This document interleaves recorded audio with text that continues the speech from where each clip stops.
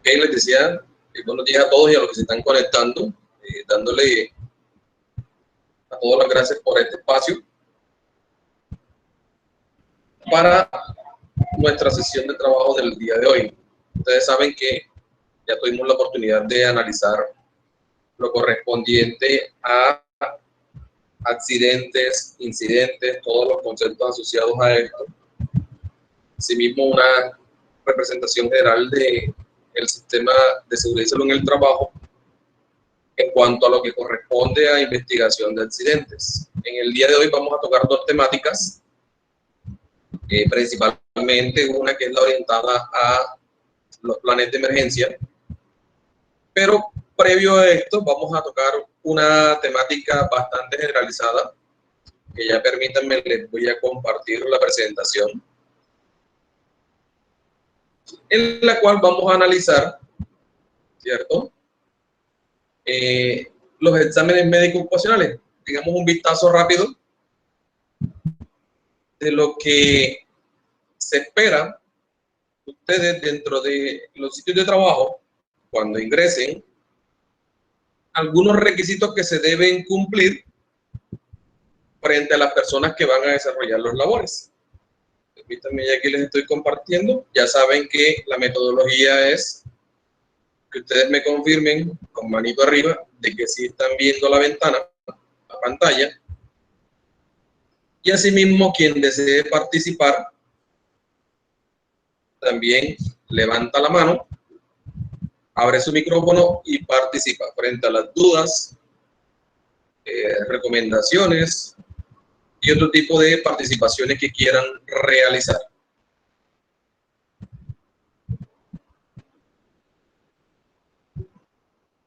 Adicionalmente, les informo que el material de trabajo de la sesión anterior ya se encuentra en Q10, así que los invito a que lo revisen para las personas que de pronto no tuvieron la oportunidad de conectarse.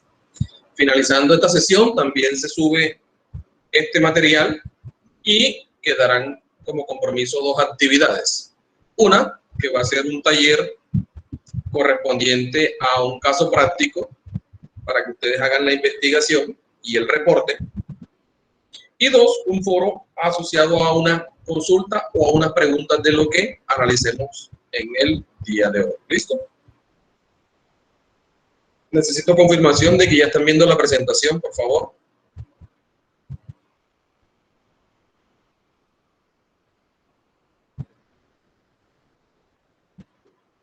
Bueno, de las 19 personas, ya tengo 11 que me responden que sí están ocupando. Voy a cancelar mi cámara para que se le dé prioridad a la presentación. Entonces, dentro de este sistema de gestión que debemos implementar en nuestras organizaciones, existe una actividad que yo diría que es fundamental, que se debe realizar y que debemos tener muy claro cómo lo vamos a desarrollar dentro de nuestro sitio de trabajo, ya que de una u otra manera nos da una base, nos da una historia frente a las condiciones de salud de ese empleado o trabajador que va a ingresar dentro de nuestro sitio de trabajo, dentro de nuestra organización, dentro de nuestro entorno, y que por ende ustedes como apoyo o como líderes de ese sistema de gestión de seguridad y salud en el trabajo deben tener claro cuáles son las condiciones de salud que presentan mis empleados, ¿cierto? Adicional a esto, permítanme ampliar un poco la pantalla. Buenos días. Buenos días, compañeros. Adicional a esto, les decía que la organización debe garantizar que a lo largo de que la persona desarrolla actividades y que se expone a los riesgos asociados a las labores que se desempeñan en nuestra organización, también se le debe hacer esos seguimientos médicos, esos seguimientos ocupacionales. En algunos casos, la norma me pide que hagamos unas mediciones ambientales para saber bajo qué condiciones las personas están desarrollando las tareas y las labores. Permítame un segundito que aquí está ingresando alguien más. Okay. Entonces, dentro de las organizaciones nos tocan lo que son las evaluaciones médico-ocupacionales, que básicamente el Ministerio de la Protección Social, en su resolución 2346 del 2007, nos dice que se debe regular una práctica en la cual se requiere que se analice el manejo y el contenido de las historias clínicas ocupacionales. Cabe anotar que es responsabilidad de la empresa y de la persona que está frente a este sistema, que esa es una información crítica de un manejo responsable y que finalmente las evaluaciones ocupacionales o los exámenes médicos ocupacionales son una base de referencia frente a esas condiciones que trae el empleado cuando ingresa dentro de nuestra organización o al momento de salir de nuestra organización.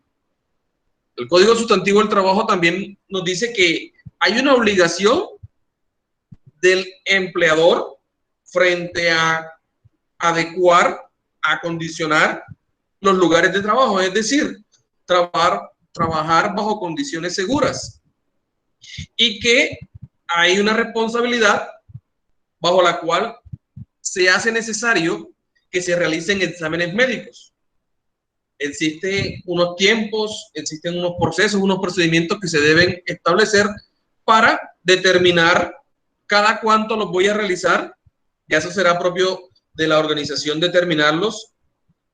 Adicionalmente, lo tendrá como referencia el nivel de riesgo que tenga la empresa por su actividad económica. ¿Listo?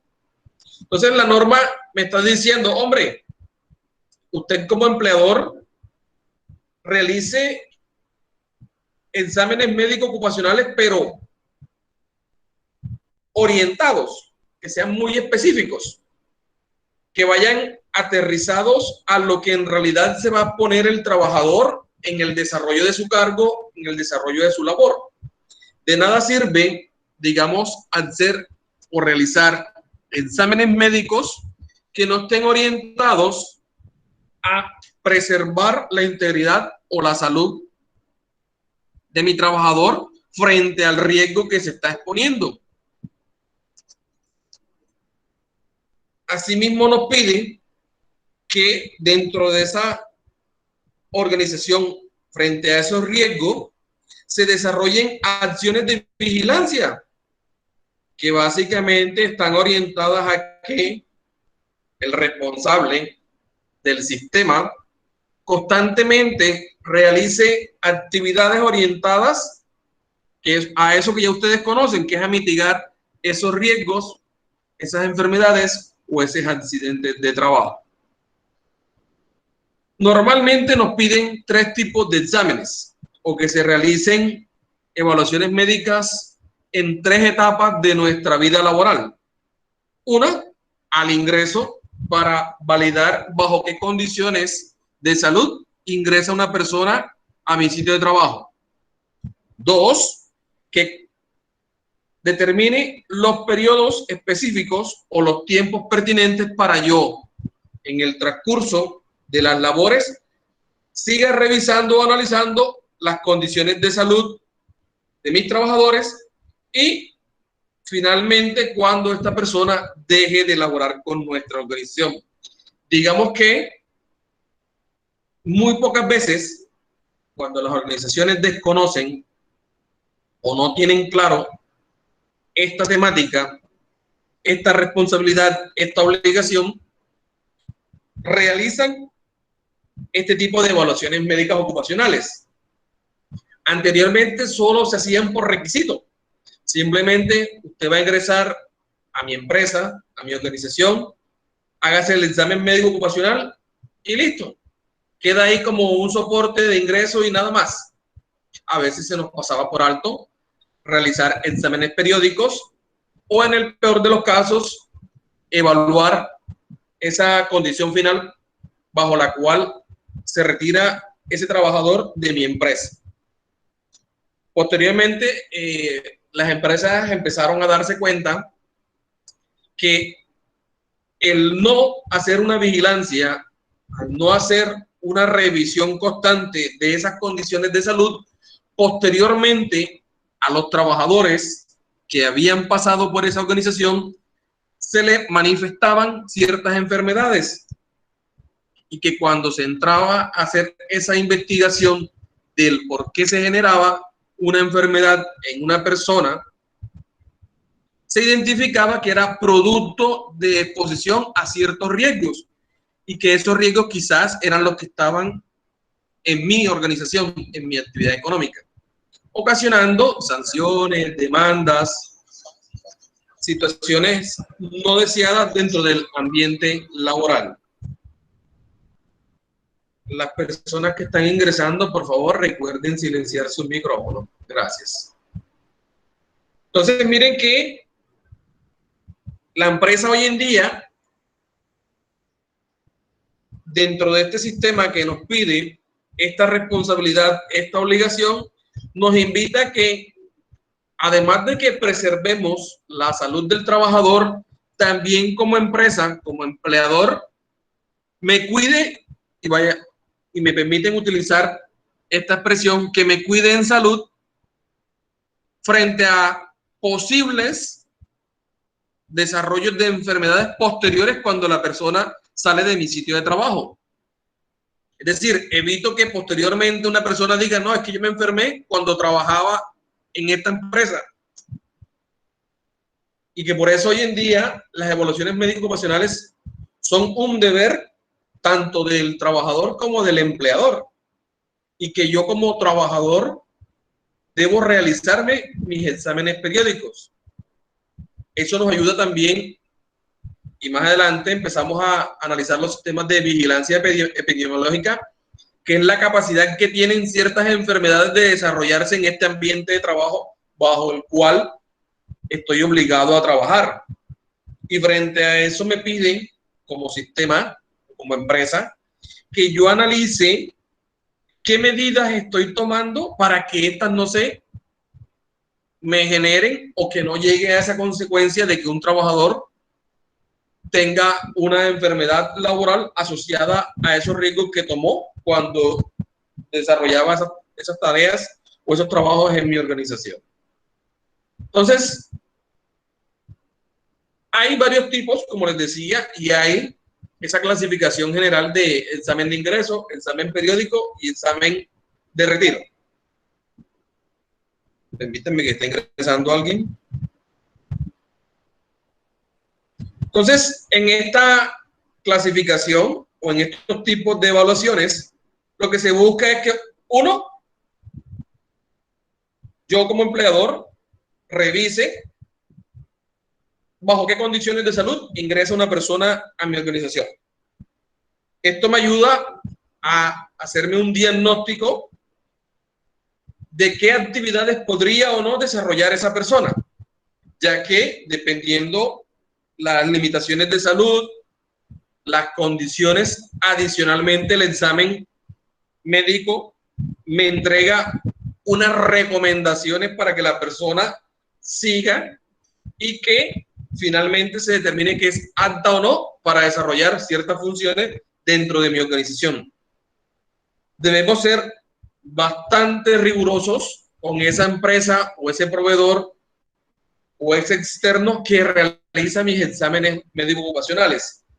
Si esa empresa que yo escojo no está calificada, no está habilitada para desarrollar o lo realiza de forma inadecuada, como organización me estoy exponiendo a que de pronto una persona que no cuenta con las condiciones de salud apropiadas para desarrollar la labor ingrese a mi sitio de trabajo, se ponga a los riesgos y frente a esto yo genere una enfermedad que quizás se materializa o se profundiza cuando se expone a esos riesgos que yo tengo dentro de mi organización. Dos, que como organización yo evalúe periódicamente, y esta periodicidad o esta programación de exámenes será aterrizada a las condiciones bajo las cuales el trabajador se obliga a realizar sus tareas. Esto quiere decir, en otras palabras, que yo debo determinar los tiempos prudentes para repetir exámenes médicos. En algunas organizaciones, cada 2 meses, dependiendo de los riesgos, se hacen evaluaciones médicas. Otros cada 3 meses, otros determinan cada 6 meses, otros una vez al año. Depende de qué, de ese análisis de riesgo, de esa matriz de riesgo que ya ustedes conocen, me obligue a yo desarrollar estos como una acción preventiva frente a esa exposición que tienen los trabajadores. Por ejemplo, las personas que trabajan en el sector salud y que por esa labor que desarrollan se exponen constantemente a riesgos biológicos, es decir, a virus, bacterias, el empleador determinará, dependiendo de ese ambiente de trabajo al cual se exponen, realizar exámenes médicos ocupacionales, posiblemente cada 3 meses, cada 6 meses, una vez al año. Eso depende mucho de ese análisis de riesgo que evaluemos.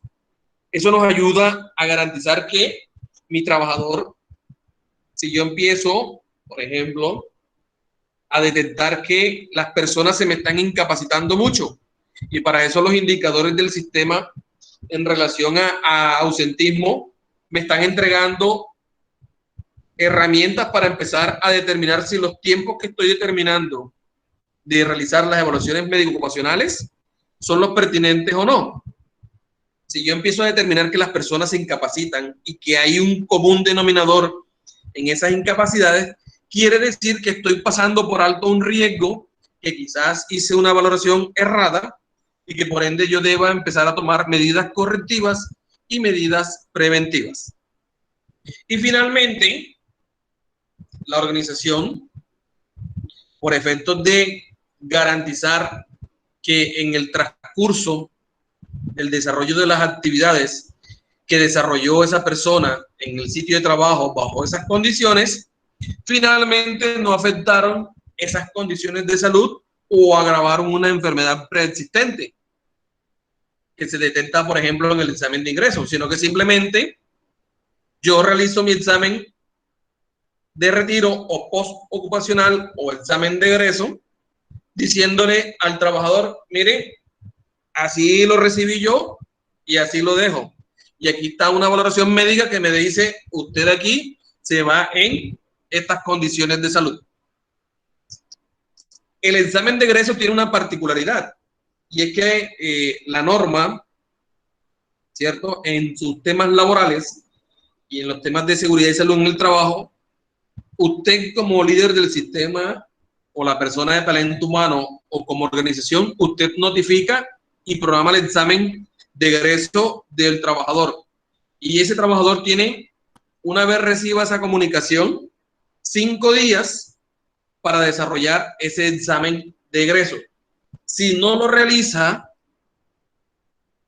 digamos que ya es responsabilidad de ese trabajador que posteriormente, si desarrolla una enfermedad o se detecta una condición de salud, ya no sería responsabilidad de la empresa, ya que ésta en sus tiempos pertinentes le dijo, evalúese sus condiciones de salud, sus condiciones médicas, y frente a eso, usted tenga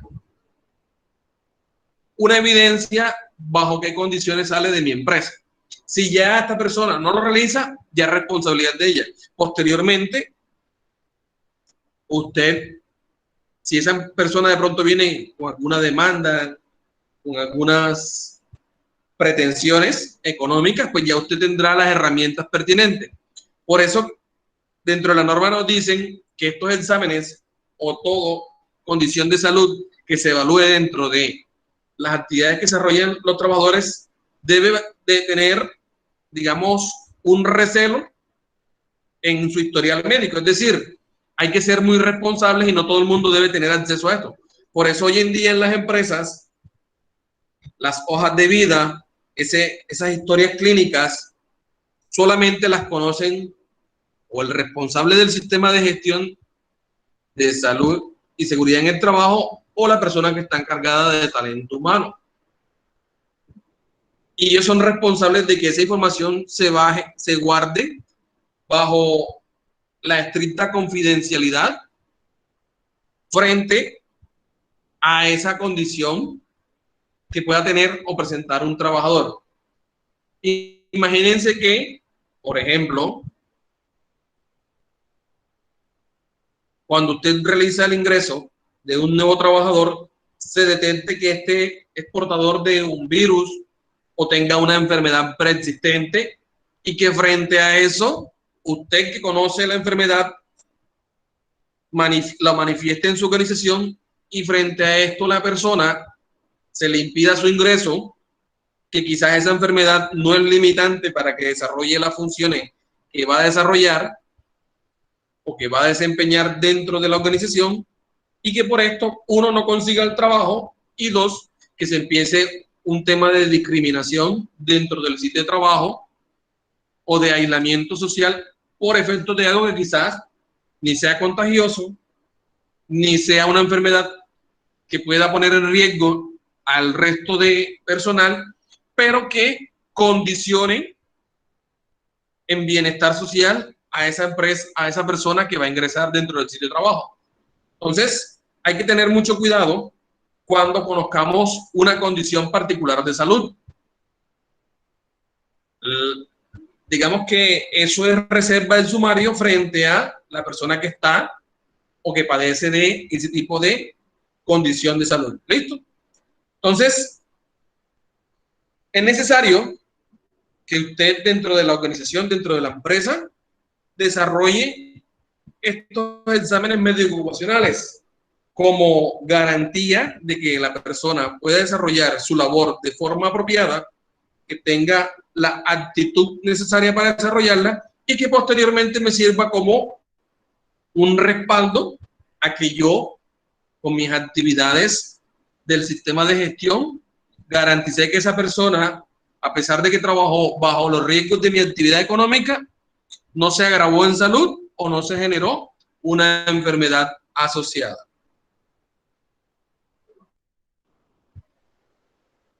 ¿Hasta aquí todo claro?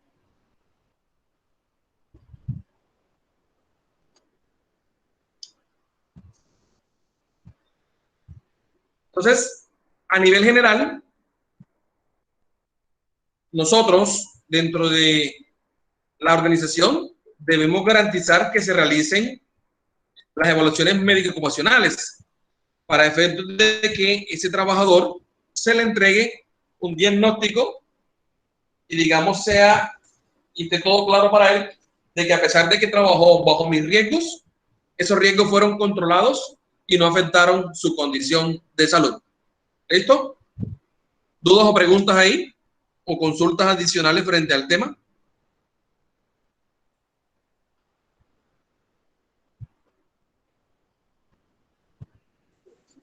Veo Claro, profesor. A Camila con la manito levantada. ¿Nos va a hacer un aporte o alguna consulta?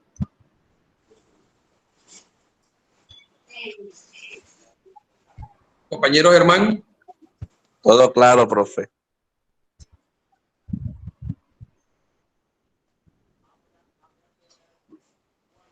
Ok. Les decía que adicionalmente, dentro de nuestras organizaciones, además de los exámenes médico-ocupacionales, también se realizan unas mediciones ambientales que también dentro del sistema y que más adelante cuando estemos en higiene, en la temática de higiene, empezaremos a revisar en detalle qué tipo de mediciones ambientales se realizan en el sitio de trabajo para garantizar que las condiciones de salud se mantienen, ¿cierto? Y que los trabajadores, digamos, garantizamos que no se expongan o se incrementen o se agraven situaciones de salud. ¿Listo?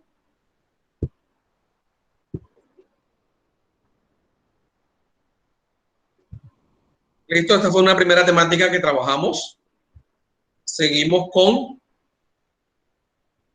otra temática que me gusta mucho más, que sé que ustedes les va a interesar porque ya la hemos mencionado, que debemos, dentro de esta labor que realizamos, ¿cierto?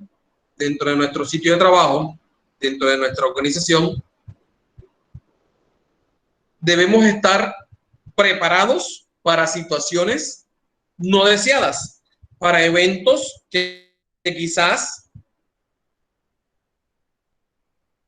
debamos conocer su naturaleza y frente a esto podamos tener la capacidad de respuesta necesaria para afrontarlo. ¿Listo?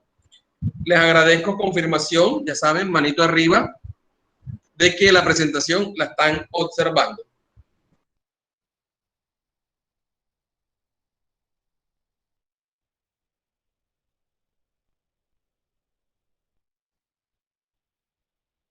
De las 22 personas que me aparecen conectadas, solamente 6 han confirmado. El resto les agradezco.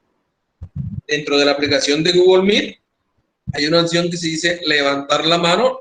Esa es la que estamos utilizando para que me confirmen que finalmente ustedes sí están observando la presentación y que se está comprendiendo la sesión de trabajo. Ok, tengo mayor confirmación. Gracias. Entonces, les decía que existen situaciones dentro de mi sitio de trabajo, dentro de mi organización, que yo debo tener la capacidad y la preparación suficiente para poder afrontarlas, con dos propósitos principales. Y es que yo pueda saber controlarlas, que yo pueda evitar pérdidas, tanto humanas como físicas, en cuanto a mi infraestructura, equipos, maquinaria y demás, y que me permitan finalmente llevar al mínimo las afectaciones dentro de mi organización. Entonces, vamos a comprender primero unos conceptos y después contemplamos cómo se desarrolla dentro de mi organización un plan de emergencia y posteriormente un plan de contingencia. Entonces, dentro de los conceptos técnicos que ustedes deben tener claros, es comprender qué es una emergencia. Y se determina que una emergencia es toda situación de peligro o la inminencia del mismo que afecta el funcionamiento normal de mi empresa. Quiere decir que son situaciones no deseadas, son situaciones de peligro que pueden poner en riesgo el funcionamiento normal de mi empresa. El concepto de desastre, ¿cierto?, está asociado a esos daños graves o alteraciones graves de las condiciones normales de la vida en las áreas determinadas o en mi organización, que puede ser causada por fenómenos naturales o por efectos catastróficos de la acción del hombre en forma accidental. Entonces, miren que estos dos conceptos debemos tenerlos bien claros y debemos saber diferenciar lo que es una emergencia y lo que es un desastre, ¿cierto? Entonces, miren que la emergencia son situaciones de peligro y el desastre ya es un daño grave o una alteración grave de unas condiciones normales de vida o de un evento catastrófico producto de fenómenos naturales o de condiciones propiciadas por el hombre, por las acciones que realizamos. ¿Listo? Una amenaza es otro concepto que debemos tener bastante claro. La amenaza es una condición latente. Quiere decir, es algo que posiblemente se puede desarrollar por ocurrencias de un fenómeno físico de origen natural, tecnológico o social, y que nos lleva a generar daños a la población, a los bienes, a nuestra infraestructura, al ambiente, a la economía, y se considera como un factor de riesgo externo. Las amenazas son externas, son elementos o eventos que yo no puedo controlar. existen varios tipos, y ahí se los mencionaba. Las naturales, pues obviamente están asociadas a aquellas actividades o fenómenos no controlables por el hombre. Por ejemplo, una remoción de masa, un movimiento sísmico, una inundación, una lluvia, un granizado, vientos fuertes, ¿sí? Que estarían asociados a la geografía y el clima del lugar o del sitio de trabajo en el cual reside. Los tecnológicos nos dicen como aquellos riesgos percibidos, ¿cierto? Que son fenómenos controlables, como por ejemplo un incendio, una explosión. Estos se producen, ¿cierto? Y que de una u otra manera yo tengo la posibilidad de realizar actividades que me permitan controlarlos, ¿cierto? Ahí, por ejemplo, están las fugas, los derrames, fallas estructurales. Sucede la situación y existe la posibilidad de que yo pueda controlar que este no se siga propagando. Y los sociales son aquellos asociados a fenómenos realizados también por el hombre, pero ya estamos hablando de algo masivo, algo colectivo, asociado a la alteración de orden público, hurto, asalto, secuestro, asonadas, terrorismo, concentraciones. De hecho, ustedes hoy en día estamos viendo que existen este tipo de amenazas sociales. Por ejemplo, estamos viendo lo que está sucediendo en el país en el día de hoy, en el cual hay unas alteraciones del orden público que están poniendo en riesgo tanto la actividad cotidiana como el desarrollo de la actividad económica en relación a una situación política y económica del país. ¿Listo? Entonces miren que esas amenazas también debemos tener claro cómo identificarlas. Esta lleva consigo, ¿cierto?, que cuando nuestra organización identifica a qué circunstancias de emergencia, de desastres o de amenazas se pueda ver inmersa, la empresa debe poder prepararse para poder afrontarlas. Y frente a esto nos piden, bajo el sistema de seguridad y salud en el trabajo, que existan la conformación, de personas que nos ayuden y que se preparen para poder combatir, y me valgan esa palabra de combatir en el buen sentido de la misma, o que me ayuden a prepararme para poder tener la capacidad de respuesta frente a esa amenaza, frente a ese desastre o frente a esa situación de emergencia. La norma me pide que conforme dentro de mi sistema las brigadas de emergencia.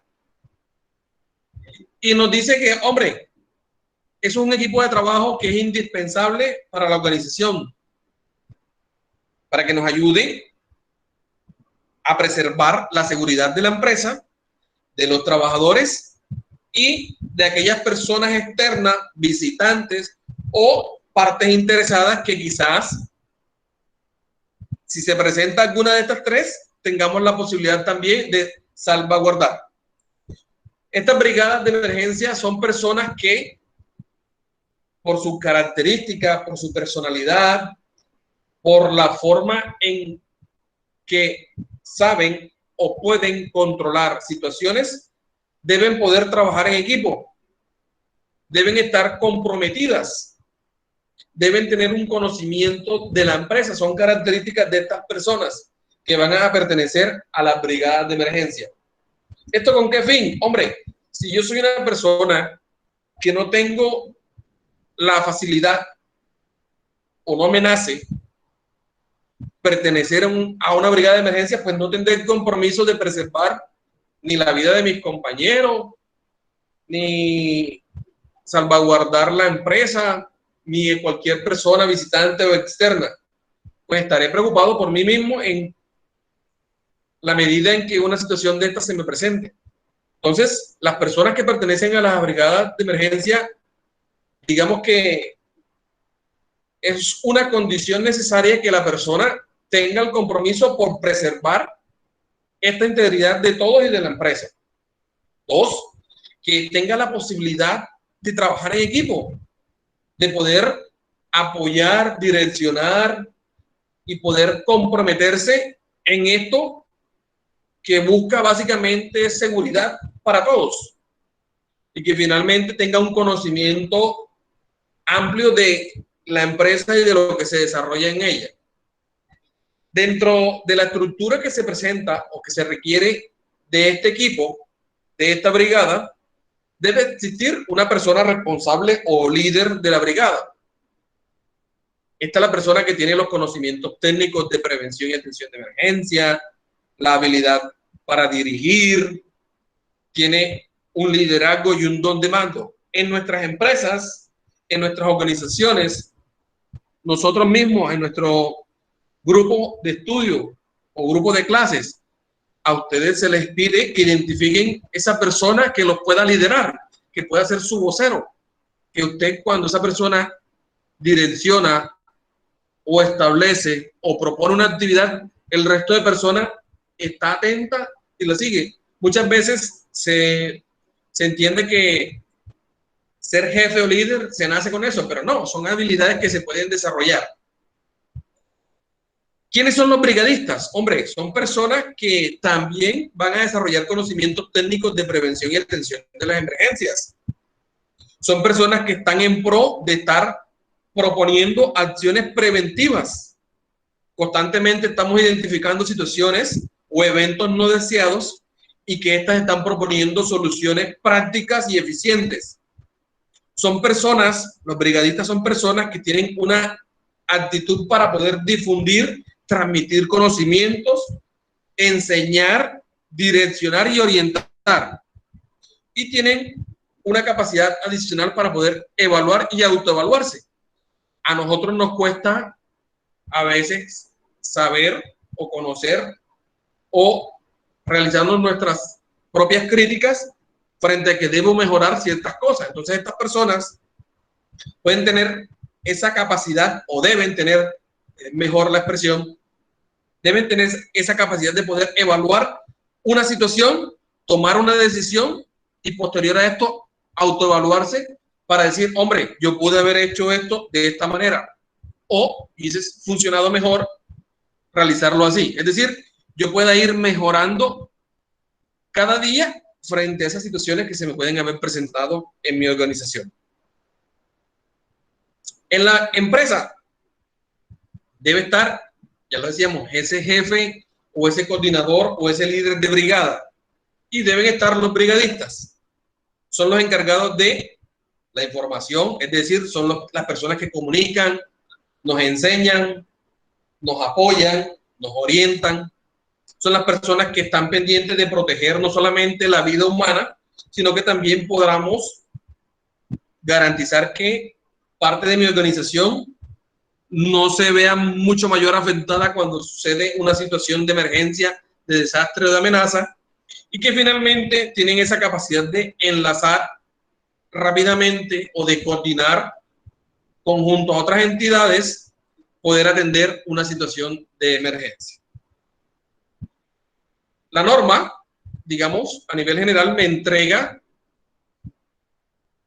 y lo hemos mencionado en muchas ocasiones, que el código de colores se utiliza como un elemento de identificación y de representación y de orientación, es decir, nos entrega información para poder orientarnos, para poder comprender cómo, ¿cierto?, debo reaccionar o a quién debo seguir cuando se presente una situación. Entonces, rápidamente, pues el chaleco amarillo normalmente se le entrega a la persona que es el jefe o el coordinador de la brigada, el chaleco verde o los brazaletes verdes, porque en algunos casos pues no se usa chaleco, sino un brazalete o una identificación, o dentro de nuestro uniforme nos entregan, digamos, los colores asociados a este tema de la seguridad, ¿cierto?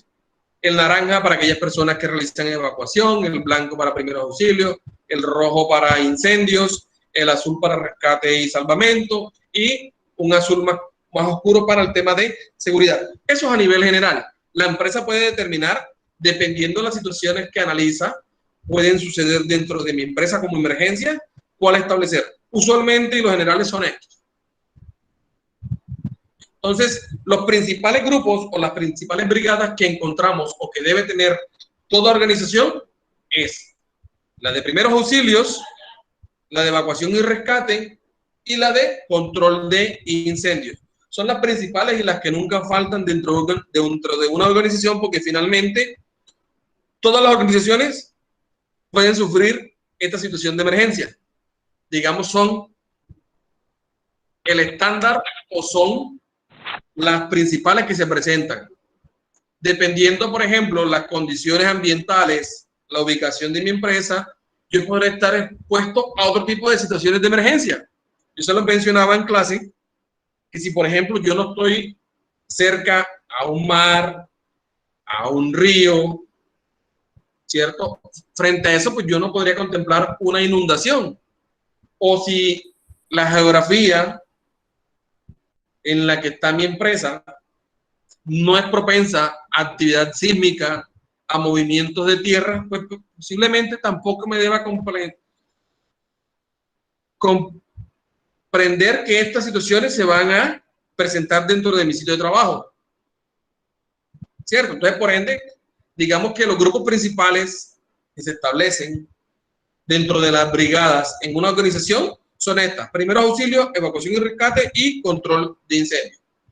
Adicionalmente a estas brigadas, dentro de la empresa, dentro del sistema, existen los comités. Recuerden que para la investigación de accidentes de trabajo, los miembros del COPAS son las personas que nos apoyan en el desarrollo de esto.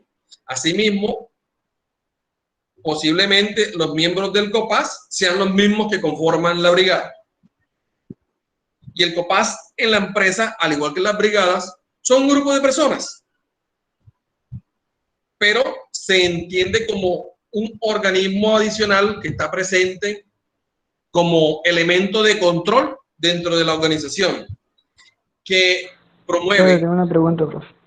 La vigilancia, el control de las normas, los reglamentos, la seguridad y la salud, ¿cierto? Que es el que garantiza que las actividades que se hayan propuesto dentro del plan de trabajo, dentro de este sistema, se ejecuten y se lleven a cabo, que la misma organización determine o establezca los recursos y que garantiza que principalmente esos riesgos, esas enfermedades que posiblemente se puedan desarrollar dentro de mi organización no se me manifiesten, y que busca que cada día más los accidentes sean mucho menor, sean mínimos. ¿Listo? Entonces el COPAS es un organismo que está vivo dentro de la empresa y que hoy en día en la organización, en todas las empresas debe existir esta participación.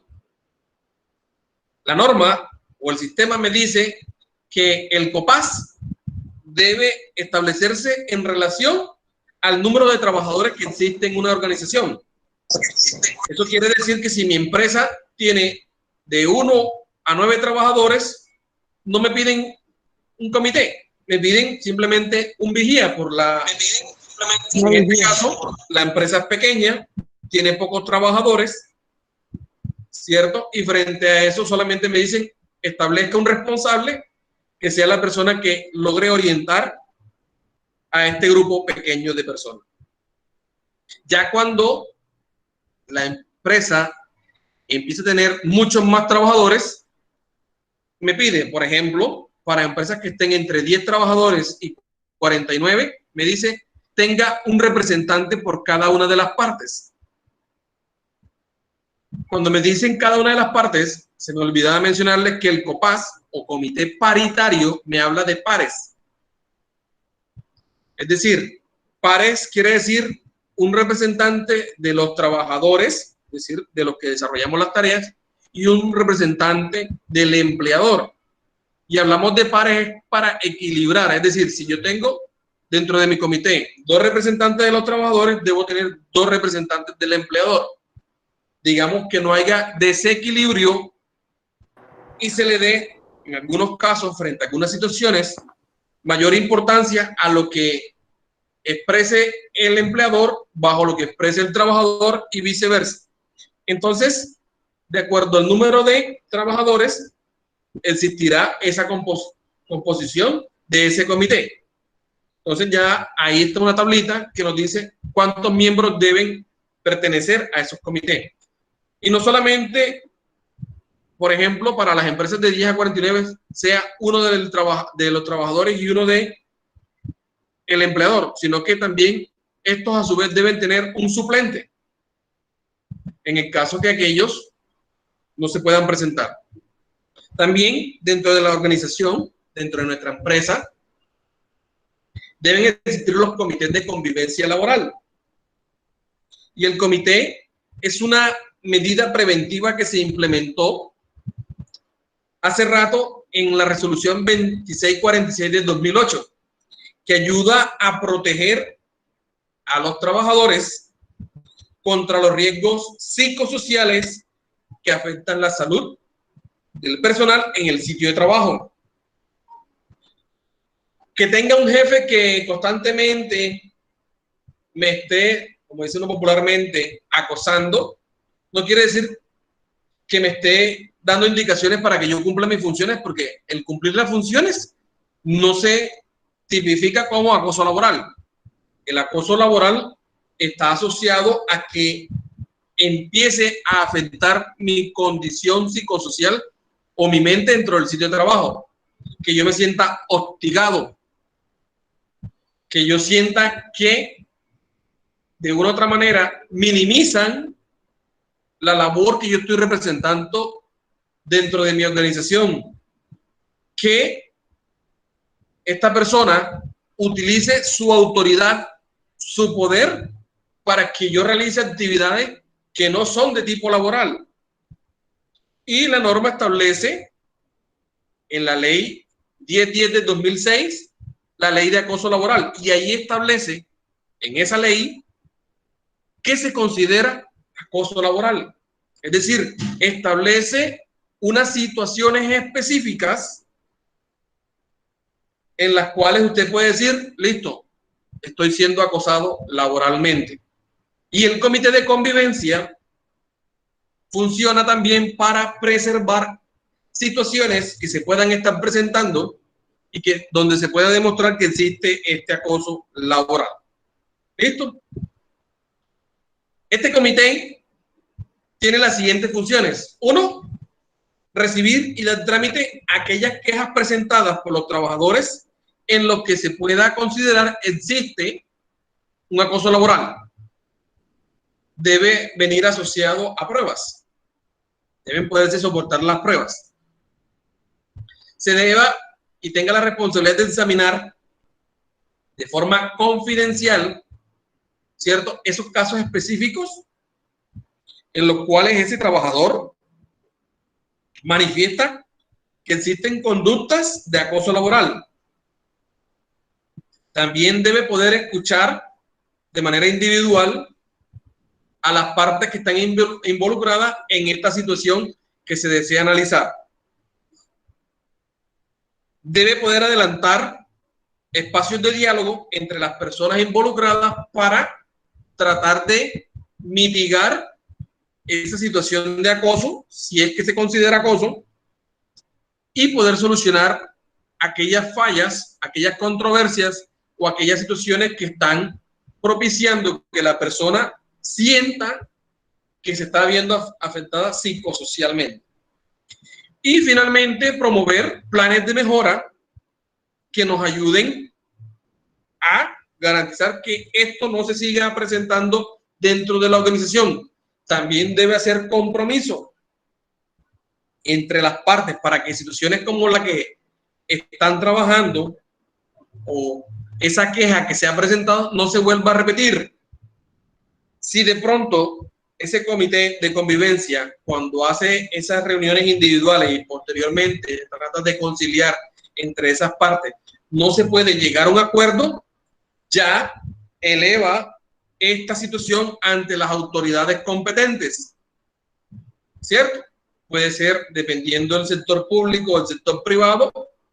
Si es para el sector público, a la Procuraduría. En el caso del sector privado, a los gerentes, o en este caso, ante un juez competente o ante el ministerio. A la empresa o a la alta dirección, yo debo presentarle recomendaciones frente a aquellas situaciones que se están dando y que están poniendo en riesgo la convivencia dentro del sitio de trabajo. Y debo establecer acciones que me ayuden a controlar que situaciones no se vuelvan a repetir. Asimismo, yo debo elaborar informes, presentar recomendaciones sobre la gestión que estoy haciendo en cuanto a esas situaciones que se me están presentando dentro de mi organización. La norma me pide que trimestralmente genere esto, pero en el caso de que no existan situaciones de esta, pues simplemente el informe estará asociado a los indicadores, manifestando que no existen quejas, que no existen casos o que no existen situaciones en las que se pueda estar determinando que existe la presencia de acoso laboral. ¿Listo? ¿Claro hasta ahí? ¿Dudas o preguntas?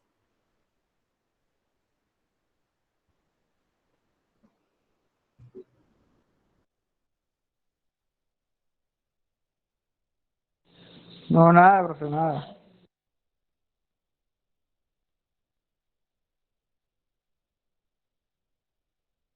¿El resto de compañeros? Todo claro, pues. Todo claro, profe.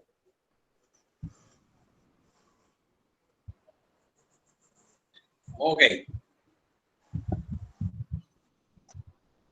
Entonces, les voy a volver a presentar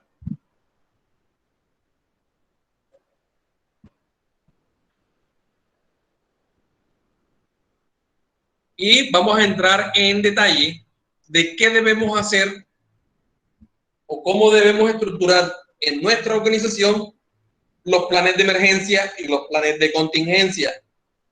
De esta temática sale una actividad para ustedes. Más adelante se la voy a colgar dentro de la plataforma Q10 como un taller. ¿Listo? Entonces, el plan de emergencia es un documento técnico.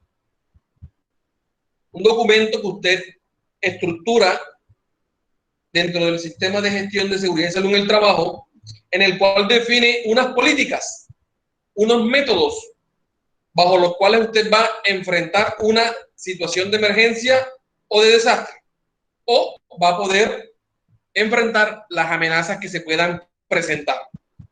Tiene 3 fases, yo se las he mencionado a nivel general en las sesiones de trabajo, que tiene un antes, un durante y un después. Entonces, se define el plan de emergencia con esas políticas, esa organización y esos métodos que nos indican cómo enfrentar. Tiene por objetivo, primero, poder identificar y valorar los riesgos. Ya ustedes saben que existe una metodología bajo la GTC 45 en la cual yo establezco en mi empresa, en mi actividad económica, a qué riesgos me estoy exponiendo. Y frente a eso, evalúo y establezco unas medidas de intervención, ¿cierto? También tiene por objetivo que ustedes organicen los medios humanos y materiales. Y cuando habla de organizar los medios humanos es la conformación de esos comités que les he mencionado, de esas brigadas, y en cuanto a materiales, todos los elementos necesarios para poder atender una situación de emergencia, de desastre o de amenaza. 3. Los planes de emergencia y contingencia, dentro de sus objetivos, buscan que se apliquen procedimientos operativos y al mismo tiempo administrativos.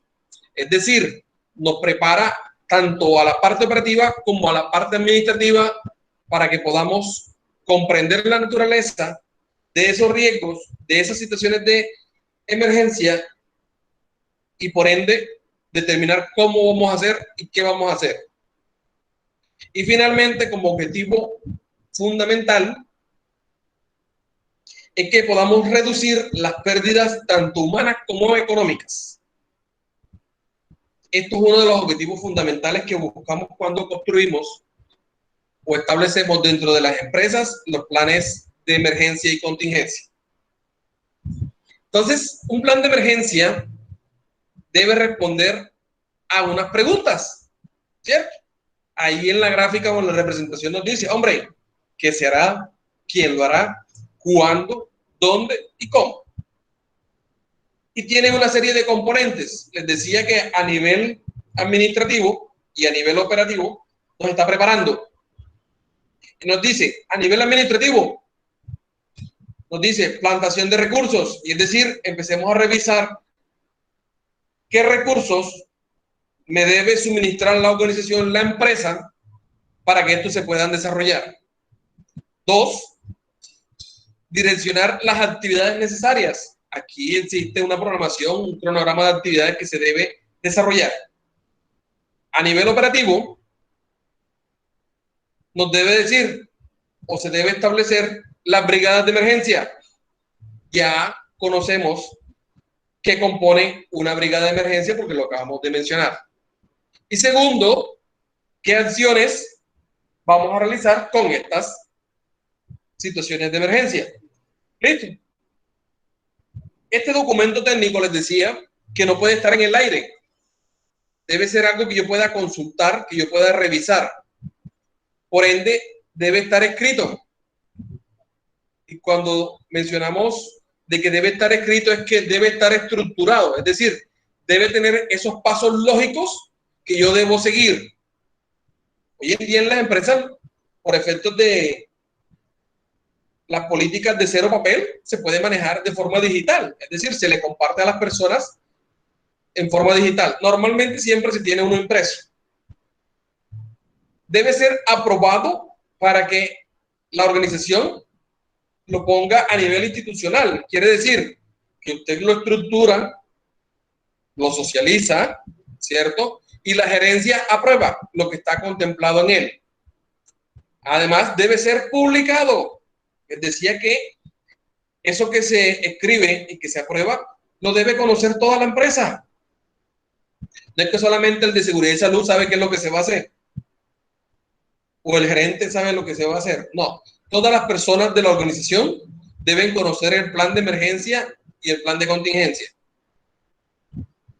Debe ser enseñado. Recuerden que para estos temas que estamos trabajando, debe poderse aplicar, sobre todo en las brigadas de emergencia, las personas que pertenecen a ellas deben poder poner en práctica todos esos conocimientos técnicos que se van a apropiar y que por ende los vamos a aplicar cuando se presente una situación que nos obligue a actuar. Y debe ser practicado convenientemente, quiere decir, y está asociado mucho a lo que les había mencionado, que son los simulacros. Quiere decir, recreamos una situación de emergencia, una situación de desastre o una situación de amenaza, y frente a esto, esas brigadas practican cómo vamos a actuar. ¿Listo? También este plan de contingencia y plan de emergencia debe contar con un inventario de recursos. Una de las cosas que nos pide este plan de emergencia es que yo tenga el listado de números telefónicos de emergencia y que el personal sepa, dependiendo de la situación de emergencia, a dónde tiene que llamar. No es que si por allá, en la parte operativa, en la parte de producción, sucede un incendio, el trabajador salga a llamar al jefe inmediato o al gerente para decirle que se está prendiendo o que se está incendiando la fábrica. No. En primera instancia, reacciona el brigadista que esté asociado a la situación o a la brigada contra incendios. Pero adicional a eso, yo tengo que conocer el número de ese organismo externo, que en este caso serían los bomberos, me puede ayudar a controlar esa situación de incendio. Entonces debemos tener claro los teléfonos de emergencia. Debemos saber qué elementos dentro de mi organización están restringidos o qué áreas están restringidas para las personas. Debemos tener principalmente esa identificación de los centros de salud o de asistencia más cercanos, las herramientas y los elementos que me ayuden a controlar situaciones de emergencia. Los planes de emergencia se entienden como guías, como directrices diseñadas para que a través de pasos lógicos podamos generar de forma segura acciones para atender y responder ante estos eventos o estos eventos no deseados. ¿Qué debe tener un responsable? Debe tener un momento propicio para iniciarse. En este caso, cuando yo pueda identificar de forma apropiada que estoy frente a una emergencia o que estoy ante una amenaza o que estoy frente a una situación de desastre. Debe tener unas acciones, es decir, debe tener unas actividades en su detalle de cómo actuar. Una serie de pasos o una secuencia de cómo debo actuar. Un criterio específico para saber quién toma las decisiones. Por ejemplo, en ese ejemplo que les acabo de poner de la situación de incendio, hay una persona que debe evaluar en la cual le dice, ¿logramos o no logramos controlar el incendio? Y si no logramos, evacuemos. Y ahí que alguien pueda tomar esa decisión que ayude a salvar vidas, a proteger la empresa y que no sufran ni pérdidas humanas ni pérdidas económicas. Y también debe comprender con quién podemos coordinar acciones. Para el mismo caso, en este caso, para situaciones de incendio, decimos, listo, coordinamos acciones en conjunto, ¿con quién? Con los bomberos. O, en algunos casos, con la defensa civil y con la policía. Ya usted determina con qué organismo puede coordinar acciones que le ayuden a mitigar esa situación de emergencia.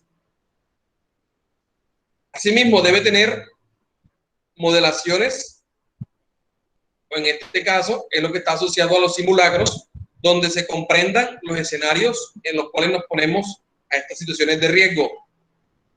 Especificaciones técnicas de las áreas, con qué contamos, quién va a realizar las acciones, cómo se deben determinar, a quién se debe reportar y qué recursos son los que vamos a utilizar. Todo esto lo debe contener o comprender ese plan de emergencia. Adicionalmente, tiene unas características y yo sí me enfoco y soy crítico en esto. El plan de emergencia y contingencia certero, eficaz, no es aquel que tiene mayor información, sino el que me entrega concretamente las acciones a realizar. Un plan de contingencia básicamente pueden ser 5 hojas. No necesariamente tiene que ser un documento de 100, 200 páginas que nadie va a leer, que nadie va a comprender. Entre más concretos seamos en las acciones que vamos a plantear para controlar esa situación de emergencia, mucho mejor. Claro, en el enunciado. Yo en muchos casos les he dicho a ustedes, hay que expresarnos de forma técnica, pero que en ese tecnicismo no caigamos en enredos, es decir, en confusiones frente a lo que yo quiero manifestar o a lo que yo quiero decir. Sencillo en su redacción.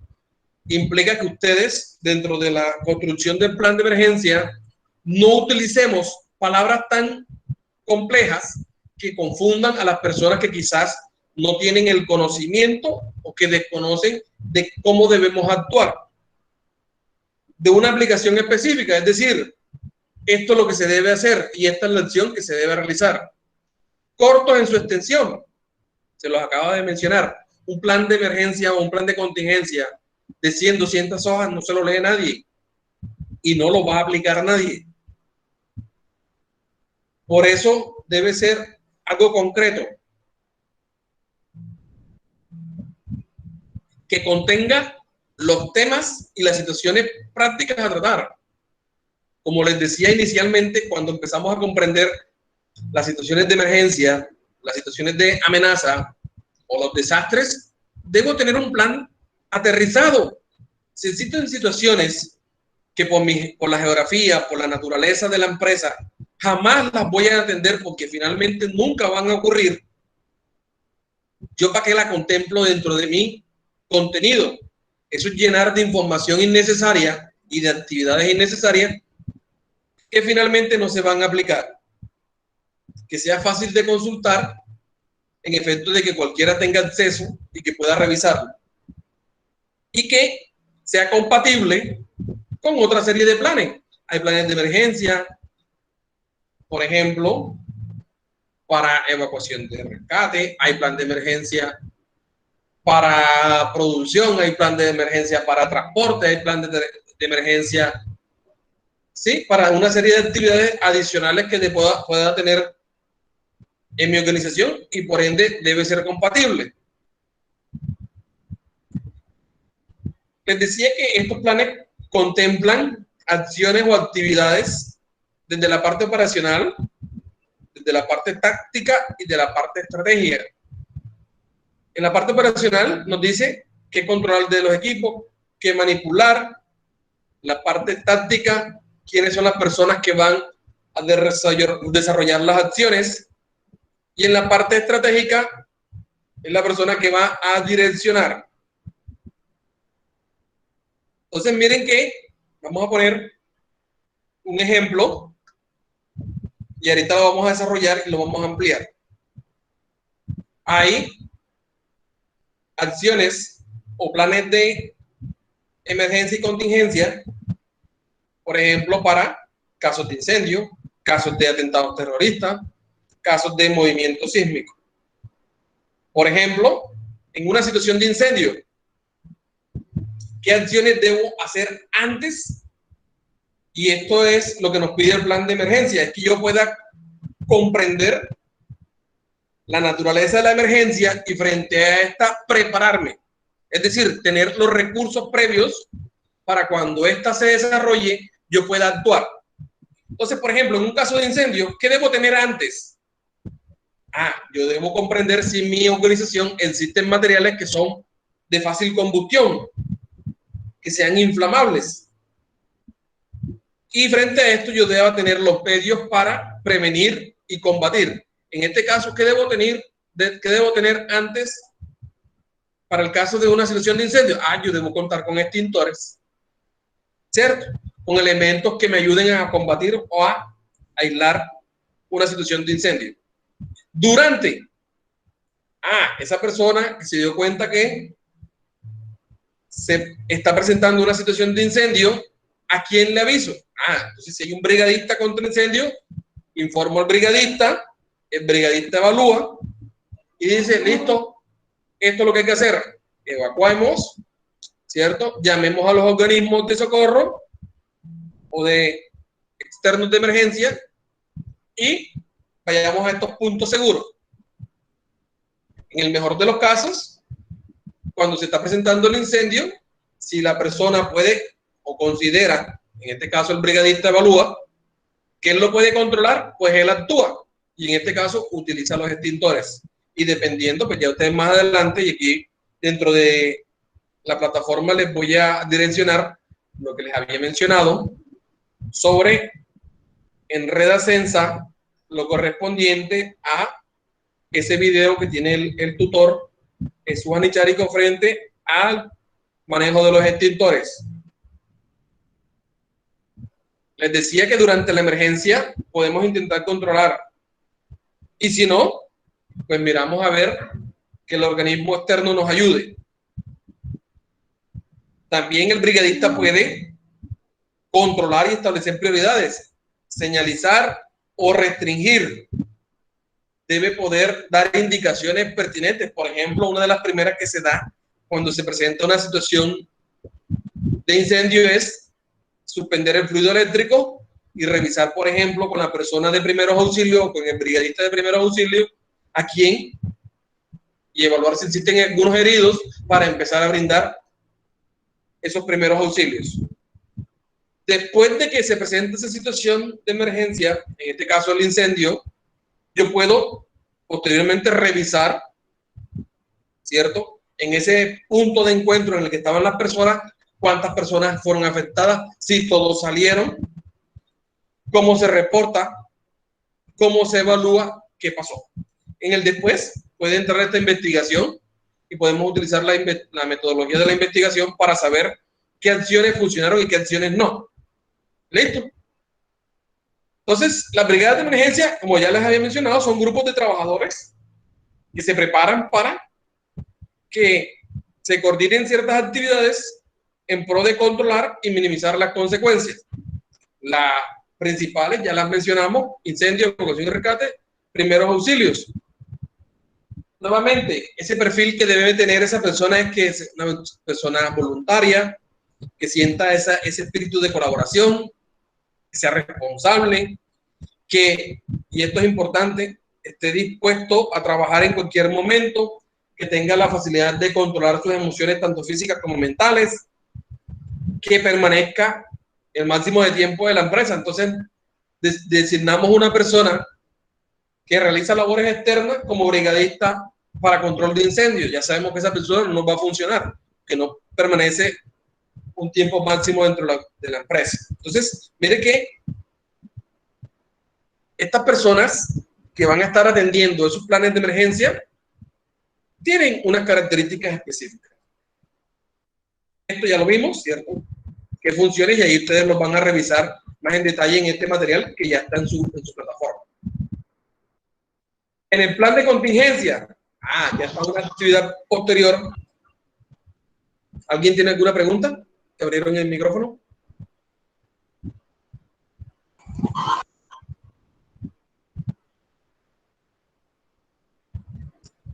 ¿No? Ok.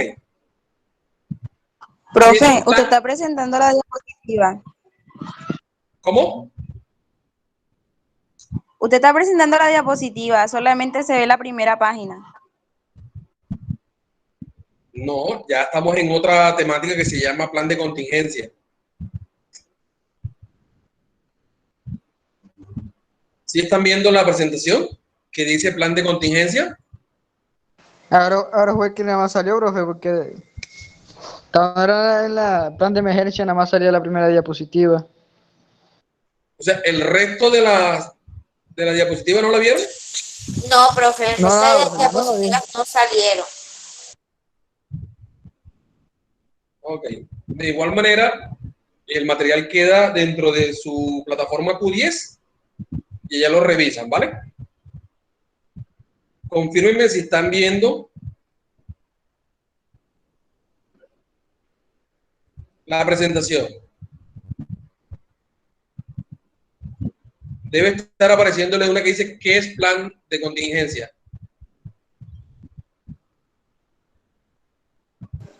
Sí, sí se ve, profe. Confirmo, sí. Ok. Entonces, el plan de contingencia, al igual que el plan de emergencia, es un documento técnico que contiene unos procedimientos alternativos al orden normal de la empresa. ¿Por qué alternativos? Porque estos funcionan posterior a cuando sucede una situación de emergencia que puso en riesgo la actividad de la empresa, la actividad normal. Este contiene medidas técnicas, humanas y organizativas para garantizar la continuidad del negocio y de las operaciones. Normalmente yo les digo a ustedes que las empresas debemos tener, y nosotros las personas también, nuestro plan A, B y C.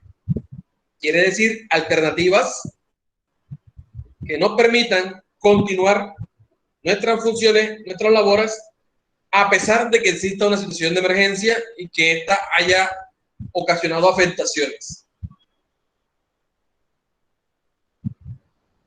¿Qué es lo que busca un plan de contingencia? Básicamente, como les he mencionado, la continuidad de las operaciones y del negocio. Las empresas lo dividen en 4 fases o 4 etapas. 1, evaluamos. 2, planificamos las actividades. 3, hacemos la prueba de su viabilidad, es decir, de que sí se puede desarrollar. y 4 lo ejecutamos. Las 3 primeras son de tipo preventivo, es decir, nos preparamos. Y cuando hablamos de la ejecución, pues ya lo ponemos en práctica. Cuando sucede ese desastre, esa situación de emergencia o esa amenaza. ¿Qué acciones tenemos? Ya lo dijimos, prevenimos, detectamos y recuperamos. En la parte de prevención, nosotros debemos establecer actividades que nos ayuden, ¿cierto?, a velar por reducir el impacto que pueda tener esa situación en nuestro negocio.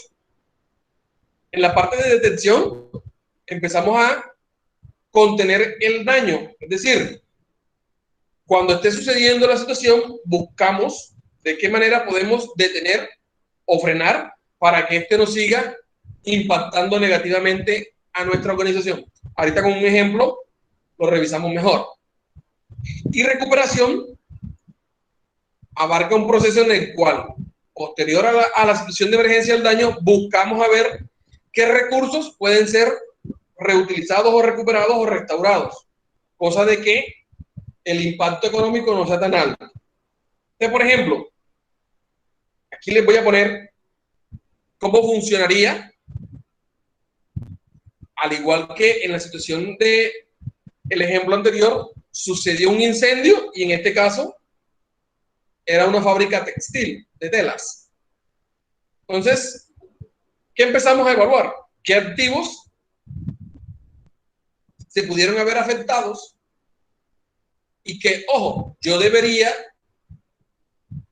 dentro de mi inventario de mi organización, comprender con qué cuento, ¿cierto? Entonces, por ejemplo, en este caso, para el ejemplo, la fábrica tenía unas oficinas centrales, un centro de procesamiento de datos, unas computadoras, de almacenamiento de información, estaba el área de pedidos y de facturación, el tema de ventas y está la parte de imagen corporativa. Eso es lo que tiene la empresa. Ya identificamos la amenaza. El incendio afectó esos activos. ¿Cuál fue el impacto?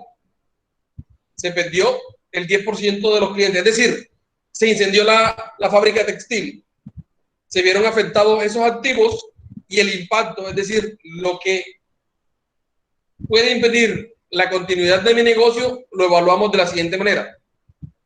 Hubo una pérdida de un 10% de los clientes. Se imposibilita facturar durante un mes. No podemos admitir pedidos durante un mes. Toca volver a reconstruir los pedidos de forma manual y facturar de pronto a través de otra fuente, que puede ser volver a llamar al cliente y decirle, oye, ven acá, ¿qué fue lo que me pediste? Pueden existir como impacto sanciones de tipo laboral, porque quizás si yo no controlé, más de una persona se afectó y pueden existir demandas. El impacto es que toque realizar nuevamente inversiones en los equipos, en las herramientas, en las máquinas y en los muebles, ¿cierto? En el mobiliario de oficina y una rehabilitación total de esa fábrica o de ese local. Ese es el impacto que tenemos con esa amenaza que ocurrió. Eso es lo que yo debo analizar, que si llega a presentarse el incendio, ese es el impacto que voy a tener. Entonces, como medida de contingencia, mire que influye mucho lo que hayamos contemplado dentro de nuestro plan de emergencia. Como contingencia o como contramedida, yo debería utilizar las siguientes técnicas. Ojo, tener los extintores contra incendios. Yo pude haber instalado detectores de humo. Debo tener contempladas mis salidas de emergencia. Debo tener equipos informáticos o de información de respaldo para el procesamiento de la información. Por eso es que hoy en día en las empresas mucha de la información no la mantenemos de forma física. Hoy en día las empresas mantienen mucha su información de forma de tipo digital, en la nube, en servidores protegidos, ¿cierto? Cosa de que si sucede alguna información, pues yo tenga un respaldo de mi actividad como tal. Por ejemplo, como contingencia, se podría establecer, en el caso de situaciones de incendio que me van a generar impactos sobre mi economía, sobre mis ingresos, yo pueda tener seguros, pólizas, que en el caso de que se determine que el incendio no fue ocasionado, sino que fue un accidente, una situación, una amenaza no controlada por una falla, pues yo tenga un respaldo económico ahí. De hecho, funciona, por ejemplo, hoy en día las empresas tienen seguros o pólizas frente a situaciones de emergencia. Y esto serían actividades de contingencia, es decir, actividades que me permitan que si llega a suceder esta amenaza, esta emergencia, este desastre, yo pueda continuar con mi negocio. Yo pueda tener, por ejemplo, contemplado dentro de mi organización una segunda oficina o tener un respaldo de equipos similares a los que tenía para continuar con mis actividades. Puedo tener alguna auditoría adicional que me ayude a controlar qué pasó o qué sucedió y que por ende no evalúe de forma correcta ese riesgo.